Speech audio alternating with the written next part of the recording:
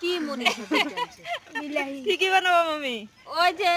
ডিম সিদ্ধ বাহাইছি মাত্র হ্যাঁ আর তারপরে শুকনা মাছ দিয়ে চচ্চড়ি বানামু ডাল বানামু ওই যে মুড়ি সিদ্ধ ডিম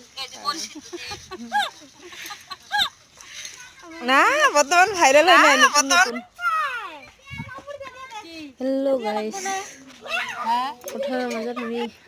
খাই আছো পিকনিক আজি এই না মাছ আছে না মাংস আছে খাম আৰু আমি ডিমা দি ভাত ডিমা দি